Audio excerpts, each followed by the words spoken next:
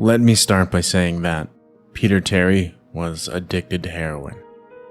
We were friends in college and continued to be after I graduated. Notice that I said I. He dropped out after about 2 years of barely cutting it. After I had moved out of the dorms and into a small apartment, I didn't see Peter as much. We would talk online every now and then. AIM was king in pre-Facebook years, and there was a period where he wasn't online for about 5 weeks straight. I wasn't worried. He was a pretty notorious flake and drug addict, so I assumed he just stopped caring. Then one night I saw him log on. Before I could initiate a conversation, he sent me a message. "David, man, we need to talk." That was when he told me about the NoEnd house. It got that name because no one had ever reached the final exit. The rules were pretty simple and cliche. Reach the final room of the building and you win $500. There were 9 rooms in all, and the house was located outside the city, roughly 4 miles from my house. Apparently, Peter had tried and failed. He was a heroin and who knows what the fuck addict. So I figured the drugs got the best of him and he wigged out at a paper ghost or something. He told me it would be too much for anyone, that it was unnatural. I didn't believe him. I told him I could check it out the next night, and no matter how hard he tried to convince me otherwise, $500 sounded too good to be true. I had to go. I set out the following night. When I arrived, I immediately noticed something strange about the building. Have you ever seen or read something that shouldn't be scary, but for some reason a chill crawls up your spine? I walked toward the building and the feeling of uneasiness only intensified as I opened the front door. My heart slowed, and I let a relieved sigh leave me as I entered. The room looked like a normal hotel lobby decorated for Halloween. A sign was posted in place of a worker, and it read, "Room 1, this way. 8 more to follow. Reach the end, and you win." I chuckled and I made my way to the first door. The first area was almost laughable. The decor resembled the Halloween aisle of a Kmart, complete with sheet ghosts and animatronic zombies that gave a static growl when you passed by. At the far end was an exit, and it was the only door beside the one I entered through. I brushed through the fake spiderwebs and headed for the second room. I was greeted by fog as I opened the door to room 2. The room definitely upped the ante in terms of technology. Not only was there a fog machine, but a bat hung from the ceiling and flew in a circle. Scary. They seemed to have a Halloween soundtrack that one would find at a 99-cent store on loop somewhere in the room.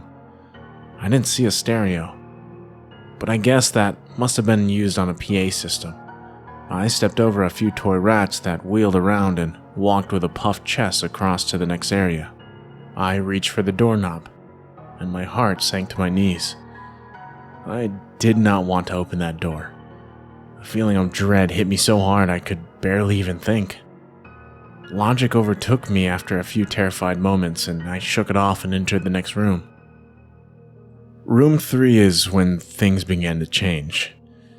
On the surface, it looked like a normal room. There was a chair in the middle of the wood-paneled floor. A single lamp in the corner did a poor job of lighting the area, casting a few shadows across the floor and walls, and that was the problem. Shadows. Plural. With the exception of the chairs, there were others. I had barely walked in the door and I was already terrified. It was at that moment that I knew something wasn't right. I didn't even think as I automatically tried to open the door I came through. It was locked from the other side. That set me off. Was someone locking the doors as I progressed? There was no way. I would have heard them. Was it a mechanical lock that set automatically? Maybe. But I was too scared to really think. I turned back to the room and the shadows were gone. The chair's shadow remained, but the others were gone. I slowly began to walk. I used to hallucinate when I was a kid, so I wrote off the shadows as a figment of my imagination. I began to feel better as I made it to the halfway point of the room. I looked down as I took my steps, and that's when I saw it. Or didn't see it. My shadow wasn't there. I didn't have time to scream. I ran as fast as I could to the other door and I flung myself without thinking into the room beyond. The fourth room was probably the most disturbing. As I closed the door, all lights seemed to be sucked down and put back into the previous room. I stood there surrounded by darkness, not able to move. I'm not afraid of the dark and never have been, but I was absolutely terrified. All sight had left me. I held my hand in front of my face, and if I didn't know what I was doing, I would never have been able to tell. Darkness doesn't describe it.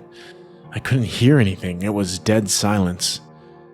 When you're in a soundproof room, you can still hear yourself breathing. You can hear yourself being alive. I couldn't. I began to stumble forward after a few moments. My rapidly beating heart, the only thing I could feel. There was no door in sight. Wasn't even sure there was one this time. The silence was then broken by a low hum. I felt something behind me. I spun around wildly but could barely even see my nose. I knew it was there though. Regardless of how dark it was, I knew something was there. The hum grew louder, closer. It seemed to surround me, but I knew whatever was causing the noise was right in front of me, inching closer. I took a step back. I had never felt that kind of fear, and I can't really describe true fear. I wasn't even scared I was going to die. I was scared of what the alternative was. I was afraid of what this thing had in store for me. Then the lights flashed for a second and I saw it. Nothing. I saw nothing, and I know I saw nothing there. The room was again plunged into darkness, and the hum became a wild screech. I screamed in protest. I couldn't hear this goddamn sound for another minute. I ran backwards, away from the noise, and fumbled for the door handle. I turned and fell into room 5. Before I could describe room 5, you have to understand something. I am not a drug addict. I have had no history of drug abuse or any sort of psychosis short of the childhood hallucinations I mentioned earlier, and those were only when I was really tired or just waking up. I entered the NoEnd house with a clear head. After falling in from the previous room, my view of room 5 was from my back, looking up at the ceiling. What I saw didn't scare me, it just simply surprised me. Trees had grown into the room and towered above my head. The ceilings in this room were taller than the others, which made me think I was in the center of the house. I got up off the floor, dusted myself off, and took a look around. It was definitely the biggest room of them all. I couldn't even see the door from where I was. Various brush and trees must have blocked my line of sight with the exit. Up to this point, I figured the rooms were going to get scarier, but this was a paradise compared to the last room. I also assumed whatever was in room 4 stayed back there. Oh, I was incredibly wrong. As I made my way deeper into the room, I began to hear what one would hear if they were in a forest. Chirping bugs and the occasional flap of birds seemed to be my only company in this room. That was the thing that bothered me the most. I heard the bugs and other animals, but I didn't see any of them. I began to wonder how big this house was. From the outside, when I first walked up to it, it looked like a regular house. It was definitely on the bigger side, but this was almost a full forest in here. The canopy covered my view of the ceiling, but I assumed it was still there, however high it was. I couldn't see any walls either. The only way I knew I was still inside was that the floor matched the other rooms, the standard dark wood paneling. I kept walking, hoping the next tree I passed would reveal the door. After a few moments of walking, I felt a mosquito fly onto my arm. I shook it off and kept going. A second later, I felt about 10 more land on my skin at different places. I felt them crawl up and down my arms and legs, and a few made their way across my face. I flailed wildly to get them all off, but they kept crawling. I looked down and let out a muffled scream. More of a whimper, to be honest. I didn't see a single bug. Not one bug was on me, but I could feel them crawl. I heard them fly by my face and sting my skin, but I couldn't see a single one. I dropped to the ground and began to roll wildly. I was desperate. I hated bugs, especially ones I couldn't see or touch, but these bugs could touch me, and they were everywhere. I began to crawl. I had no idea where I was going. The entrance was nowhere in sight, and I still hadn't even seen the exit, so I just crawled. My skin wriggled with the presence of those phantom bugs. After what seemed like hours, I found the door. I grabbed the nearest tree and propped myself up, mindlessly slapping my arms and legs to no avail. I tried to run, but I couldn't. My body was exhausted from crawling and dealing with whatever it was that was on me. I took a few shaky steps to the door, grabbing each tree on the way to support. It was only a few feet away when I heard it. The low hum from before. It was coming from the next room, and it was deeper. I could almost feel it inside my body, like when you stand next to an amp at a concert. The feeling of the bugs on me lessened as the hum grew louder. As I placed my hand on the doorknob, the bugs were completely gone, but I couldn't bring myself to turn the knob. I knew that if I let go, the bugs would return, and there was no way I would make it back to room 4. I just stood there. My head pressed against the door marked 6, and my hand shakily grasping the knob. The hum was so loud I couldn't even hear myself pretend to think. There was nothing I could do but move on. Room 6 was next, and room 6 was hell. I closed the door behind me. My eyes held shut and my ears ringing. The hum was surrounding me. As the door clicked into place, the hum was gone. I opened my eyes in surprise, and the door I had shut was gone. It was just a wall now. I looked around in shock. The room was identical to room 3, the same chair and lamp, but with the correct amount of shadows this time. The only real difference was that there was no exit door, and the one I came through was gone. As I had said before, I had no previous issues in terms of mental instability, but at that moment I fell into what I now know was insanity. I didn't scream, I didn't make a sound. At first I scratched softly. The wall was tough, but I knew the door was there somewhere. I just knew it was. I scratched at where the doorknob was. I clawed at the wall frantically with both hands, my nails being filed down to the skin against the wood. I fell silently to my knees. The only sound in the room, the incessant scratching against the wall. I knew it was there. The door was there. I knew it was just there. I knew I could just get past this wall. "Are you all right?" I jumped off the ground and spun in one motion. I leaned against the wall behind me and I saw what it was that spoke to me. To this day, I regret ever turning around. There was a little girl, and she was wearing a soft, white dress that went down to her ankles. She had long blonde hair to the middle of her back and white skin and blue eyes. She was the most frightening thing I had ever seen, and I know that nothing in my life will ever be as unnerving as what I saw in her. While looking at her, I saw something else. Where she stood, I saw what looked like a man's body, only larger than normal and covered in hair. He was naked from head to toe, but his head was not human and his toes were hooves. It wasn't the devil, but at that moment it might as well have been. The form had the head of a ram and the snout of a wolf. It was horrifying, and it was synonymous with the little girl in front of me. They were the same form. I can't really describe it, but I saw them at the same time. They shared the same spot in that room, but it was like looking at two separate dimensions.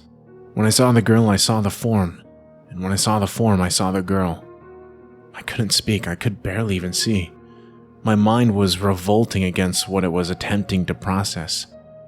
I had been scared before in my life, and I had never been more scared than I was when I was trapped in the 4th room, but that was before room 6. I just stood there, staring at whatever it was that spoke to me. There was no exit. I was trapped here with it. And then it spoke again. "David, you should have listened." When it spoke, I heard the words of the little girl, but the other form spoke through my mind in a voice I won't attempt to describe. There was no other sound.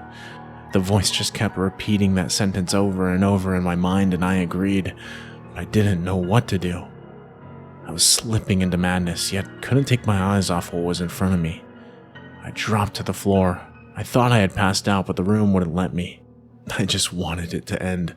I was on my side, my eyes wide open, and the form staring down at me.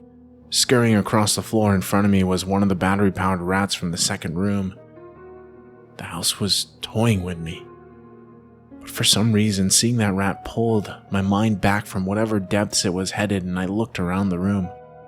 I was getting out of there. I was determined to get out of that house and live and never think about this place again. I knew this room was hell, and I wasn't ready to take up residency. At first, it was just my eyes that moved.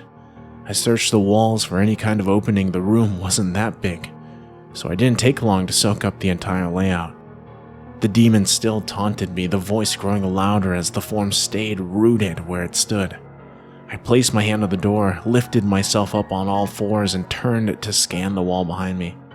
Then I saw something I couldn't believe. The form was now right at my back, whispering into my mind how I shouldn't have come. I felt its breath on the back of my neck, but I refused to turn around. A large rectangle was scratched into the wood, with a small dent chipped away in the center of it. Right in front of my eyes, I saw the large 7 I had mindlessly etched into the wall. I knew what it was. Room 7 was just beyond that wall where Room 5 was moments ago. I don't know how I had done it. Maybe it was just my state of mind at the time, but I had created the door. I knew I had, in my madness. I had scratched into the wall what I needed the most and exit to the next room. Room 7 was close. I knew the demon was right behind me, but for some reason it couldn't touch me. I closed my eyes and placed both hands on a large 7 in front of me, and I pushed. I pushed as hard as I could. The demon was now screaming in my ear. It told me that I was never leaving. It told me that this was the end, but I wasn't going to die. I was going to live there in room 6 with it. I wasn't. I pushed and screamed at the top of my lungs. I knew I was going to push through the wall eventually. I clenched my eyes shut and screamed, and the demon was gone. I was left in silence. I turned around slowly and was greeted by the room as if it was when I entered. Just a chair and a lamp. I couldn't believe it, but I didn't have time to dwell. I turned back to the 7 and jumped back slightly. What I saw was a door. It wasn't the one I had scratched in, but a regular door with a large 7 on it. My whole body was shaking. It took me a while to turn the knob. I just stood there for a while, staring at the door. I couldn't stay in room 6, I just couldn't. But if this was only room 6, I couldn't imagine what 7 had in store. I must have stood there for an hour just staring at the 7. And finally, with a deep breath, I twisted the knob and opened the door to room 7. I stumbled through the door mentally exhausted and physically weak. The door behind me closed and I realized where I was. I was outside. Not outside like room 5, but actually outside. My eyes stung. I wanted to cry. I fell to my knees and I tried, but I couldn't. I was finally out of that hell. I didn't even care about the prize that was promised. I turned and saw that the door I just went through was the entrance. I walked to my car and drove home thinking of how nice a shower sounded. As I pulled up to my house, I felt uneasy. The joy of leaving NoEnd house had faded and dread was slowly building in my stomach. I shook it off as residual from the house and made my way to the front door. I entered and immediately went to my room. There on my bed was my cat, Baskerville. He was the first living thing I had seen all night, and I reached to pet him. He hissed and swiped at my hand. I recoiled in shock as he had never acted like that. I thought, oh, whatever, he's an old cat. I jumped in the shower and got ready for what I was expecting to be a sleepless night. After my shower, I went to the kitchen to make something to eat. I descended the stairs and turned into the family room. What I saw would be forever burned in my mind. However, my parents were lying on the ground, naked and covered in blood. They were mutilated to near unidentifiable states. Their limbs were removed and placed next to their bodies, and their heads were placed on their chests facing me. The most unsettling part was their expressions. They were smiling as though they were happy to see me. I vomited and sobbed there in the family room. I didn't know what had happened. They didn't even live with me at the time. I was a mess. And then I saw it. A door that was never there before. A door with a large 8 scrawled on it in blood. I was still in the house. I was standing in my family room, but I was in room 7. The faces of my parents smiled wider as I realized this. They weren't my parents, they couldn't be, but they looked exactly like them. The door marked 8 was across the room, behind the mutilated bodies in front of me. I knew I had to move on, but at that moment I gave up. The smiling faces tore into my mind, they grounded me where I stood. I vomited again and nearly collapsed. Then the hum returned. It was louder than ever, and it filled the house and shook the walls. The hum compelled me to walk. I began to walk slowly, making my way closer to the door and the bodies. I could barely stand, let alone walk, and the closer I got to my parents, the closer I came to suicide. The walls were now shaking so hard it seemed as though they were going to crumble, but still the faces smiled at me. As I inched closer, their eyes followed me. I was now between the 2 bodies, a few feet away from the door. The dismembered hands clawed their way across the carpet toward me, all while the faces continued to stare. New terror washed over me, and I walked faster. I didn't want to hear them speak. I didn't want the voices to match those of my parents. They began to open their mouths, and the hands were inches from my feet. In a dash of desperation, I lunged toward the door, threw it open, and slammed it behind me. Room 8. I was done. After what I had just experienced, I knew there wasn't anything else this fucking house could throw at me and I couldn't live through. There was nothing short of the fires of hell that I wasn't ready for. Unfortunately, I underestimated the abilities of NoEnd House. Unfortunately, things got more disturbing, more terrifying, and more unspeakable in Room 8. I still have trouble believing what I saw in Room 8. Again, the room was a carbon copy of rooms 3 and 6, but sitting in the usually empty chair was a man. After a few seconds of disbelief, my mind finally accepted the fact that the man sitting in the chair was me. Not someone who looked like me, it was David Williams. I walked closer. I had to get a better look, even though I was sure of it. He looked up at me and I noticed tears in his eyes. Please don't do it. Please don't hurt me. What? I asked. Who are you? I'm not going to hurt you. Yes, you are. He was sobbing now. You're going to hurt me and I don't want you to. He sat in the chair with his legs up and began rocking back and forth. He was actually pretty pathetic looking, especially since he was me, identical in every way. Listen, who are you? I was now only a few feet from my doppelganger. It was the weirdest experience yet. Standing there talking to myself, I wasn't scared, but I would be soon. Why are you... You're going to hurt me. You're going to hurt me. If you want me to leave, you're going to hurt me. Why are you saying this? Just calm down, alright? Let's try to figure this... And then I saw it. The David sitting down was wearing the same clothes as me, except for a small red patch on his shirt embroidered with the number 9. You're gonna hurt me, you're going to hurt me, please don't, you're gonna hurt me. My eyes didn't leave the small number on his chest. I knew exactly what it was. The first few doors were plain and simple, but after a while they got a little more ambiguous. 7 was scratched into the wall, but by my own hands. 8 was marked in blood above the bodies of my parents, but 9... This number was on a person, a living person. Worse still, it was on a person that looked exactly like me. David, I asked. Yes, you're gonna hurt me, you're gonna hurt me. He continued to sob and rock. He answered to David. He was me, right down to the voice, but that 9... I paced around for a few minutes while he sobbed in his chair. The room had no door, and similarly to room 6, the door I came through was gone. For some reason, I assumed that scratching would get me nowhere this time.